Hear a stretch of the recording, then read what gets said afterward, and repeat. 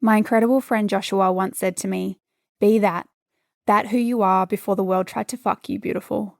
I was entering a state of pure bliss on a mild dose of psilocybin, standing in my femininity, connecting with the ocean and her wild force, connecting with my heart and my emotions, connecting with my body and her powerful wisdom in dance. And as I received that message from him, and as I read those words, I felt it to my core. This was me, in my purest essence, in my wild force, my fierceness, my power, pleasure and divinity, my dark and my light. And yet, for some reason, on a day-to-day, I was afraid. I was afraid of what other people thought about me. I was afraid of judgment, ridicule, upset and upsetting people. I was afraid to be me, in both my light and my dark. I felt I couldn't be me, as me wasn't the social standard or acceptable.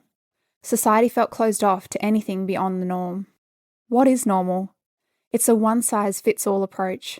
No wonder very few women feel alive and liberated.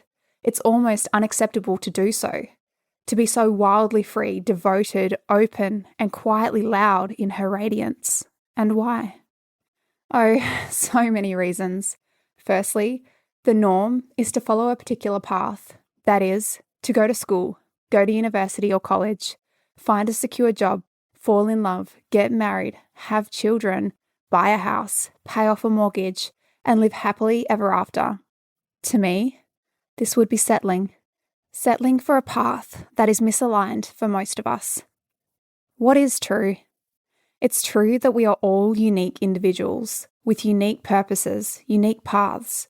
It's true that too many people do what they believe is right and do all the things and yet somehow end up unhappy.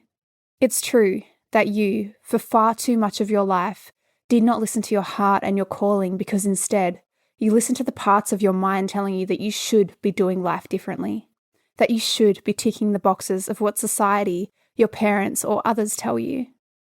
What else is true? It's true that 80% of people live in a state of victimization to this conditioning. They believe they are a victim of their circumstances, that life is happening to them, and that they are powerless to change what is. The truth is, what is irrelevant when you know that you hold infinite potential. But you are not taught this. No one is, so forgive what is. You may have heard, life is not happening to you, it's happening for you. While this is true in some aspects, your challenges really can help you expand and grow into new evolutions of yourself, of her. I like to take this a step further. What I know to be true is that life is not only happening for you, but it is happening from you. From the moment you are conceived to around 7 years old, your mind is being programmed to learn how to live and survive in this world. This is the nature of our minds as humans. You learn how the world works and what is safe. I like to think of the story of a child who was raised by wolves. They believed they were a wolf, surviving in the pack, the way wolves lived and survived.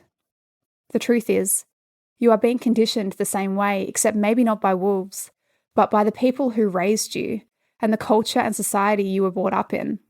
You took on their beliefs, their way of being, their emotions, their lifestyle, and the rules by which you are governed. And they were only acting on their own conditioning, which was passed down to them from past generations.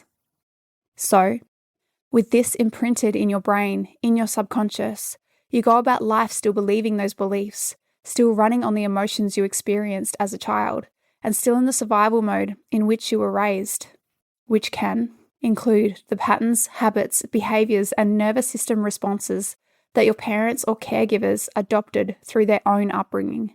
Basically, you watch and learn from those who raised you. You see the world in the way you were raised to see the world, and you behave accordingly, thus creating your circumstances.